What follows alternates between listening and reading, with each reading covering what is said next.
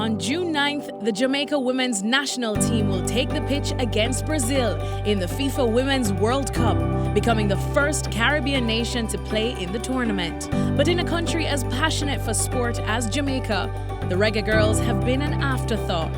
This is the story behind a new generation of Jamaican heritage players and the daughter of a music icon who resurrected a football program and achieved World Cup glory. In 2014, the Reggae Girls were in financial trouble. The Jamaica Football Federation cut funding to the women's program just 4 years earlier, totally disbanding the team, and were on the verge of doing it again. That's when their troubles were brought to the attention of Cedella Marley, daughter of music legend Bob Marley and CEO of the family's business, Tough Gong International. He was a big-time football player. Like, he really thought he was like a Pele. Football was like second nature in our house. It's just like if he wasn't singing, he'd probably be playing football.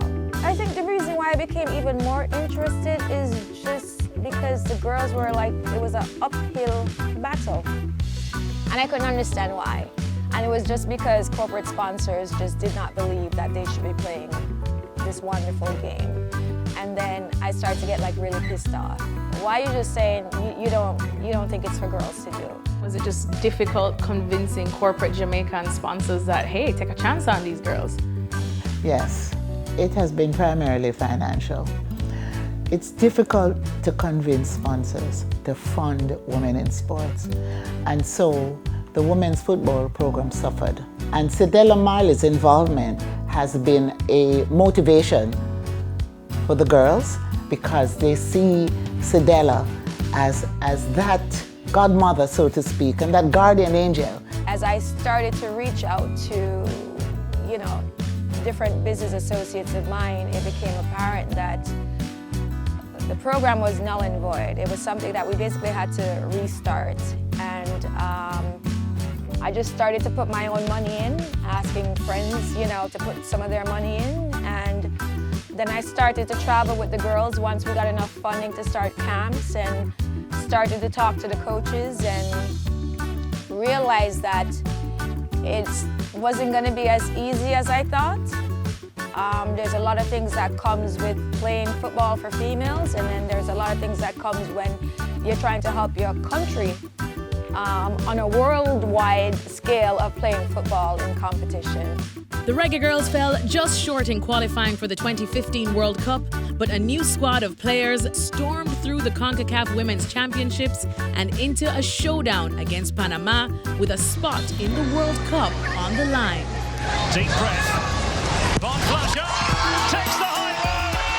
And guess what? Jamaica are going to the Women's World Cup for the first time ever.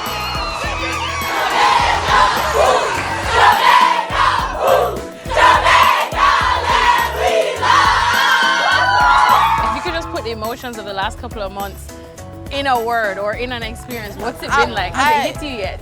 I've been trying. It's confusing. Yeah, it's like really just confusing. Because Yeah. you guys seem so well composed and nice. Because it's just like, wait, like, And what? obviously, for us, you have like a big picture. Like you're like, oh, World Cup. But like this whole process, like to me, it was always like, we need to do this one thing at a time. So like you're in Haiti and you're like, okay, we're in Haiti having fun. Oh, we advanced to the next round. Cool. You get to Jamaica and you're looking at it and you're like, okay, like we should get out of this. Then you get to CONCACAF and you're like, Okay, wait. oh, so what do we need to do again? Right. And then you're like, oh my God, like we can really do what we have to do. Right, and then all of a sudden it's there and you're like, but we were just in Haiti, like trying to get a result. Like it just seems like the whole 4 months just was like, shh. This historic squad is compiled of women born and raised on the island and others recruited from the Jamaican diaspora, including American-born Chinelu Asher and Alison Swaby.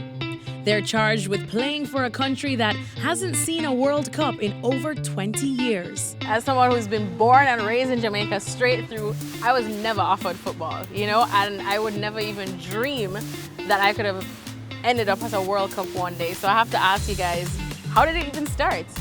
For me, in Jamaica, track and field, it's either you're a track and field star or you're a soccer player. And where I grew up, football was the main thing that was happening because we didn't have track stars in my community, and I was just really curious to know what was so special about the sport because I would always sit on the sidewalks and watch my brother juggle and play with the other boys, and then one day I just asked him, I was like, could you teach me how to start? And then that's why I just got involved. I grew up in West Hartford, Connecticut in the US, and my parents were just signing me up to do something, and my dad, all he knows is soccer, so it was the first thing that they really threw me into. And I tried other sports, but I always went to soccer over everything else. So if soccer had a conflict with basketball or track, I always went to soccer, and then that's basically how it became my #1 sport and what I continued and stuck with. So my dad's Jamaican, born and raised. My mother is mixed. She's Cameroonian and Canadian, but grew up in Cameroon. But I was born in Maryland. My dad kind of forced my older brother to play soccer. I was a tomboy, and when he was training my brother Daniel in our backyard, I would run out there and be the defender, against my brother to work on his rucks, his 1v1 moves. So my first position was a defender, was an outside back, because that's all I learned. But I kind of had to prove to my dad that I had a little bit going on, because my mom was actually the first person to just kick the ball with me in the backyard, and she doesn't have a lick of football knowledge at all. But she got out there, so my dad came to one of my rec games, was all right, we can work with this, let's get it on and pop it. In Jamaica, I guess we could say the priority in terms of football goes to the reggae boys, and naturally so. It's a male-dominated sport here, at least in the Caribbean too. Why did you decide to stick with this and just go with the Reggae Girls, even though you knew that it was kind of back up against the wall and you had a lot to prove before everyone bought into this team? I first started in the program with the U20 team in college, and I saw the future of the program, and I was like, wow, if we get investment, if we get there's so much raw talent here and potential, I just know we can do something, when I'm older in my career. So I had that experience. I was like, I want to really see it through, and I kind of developed a loyalty to that, and I wanted to add to it as much as I could. I grew up in England actually, so at first they thought I could have played for England.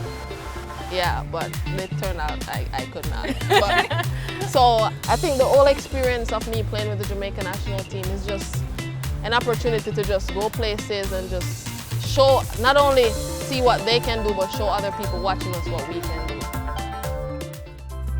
Jamaica's World Cup group is daunting, to say the least, with Australia and Brazil among the 10 best teams in the world and Italy not far behind. But the Reggae Girls are determined not to let their World Cup dream die in the group stage and are poised for long-term success in women's football.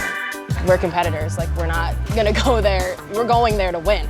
And the saying, some people hate to lose more than they love to win, we have a lot of people that are like that. So we're going there to perform and get the best results we can. We're not just there because we get to go. We're there to do our best, and I think our best is all we're going to be able to give at that point. So it's almost like we're saying we're not going there to look at people. We're going there for people to look at us. Hey, people definitely are, for sure. Jamaica will join Chile, South Africa and Scotland as World Cup debutantes this summer. And while Jamaicans are sure to have football fans dancing to reggae in the streets of France, the Reggae Girls will be poised to write the next chapter in their brief history, thanks to the spirit of the Marleys and the support of the nation.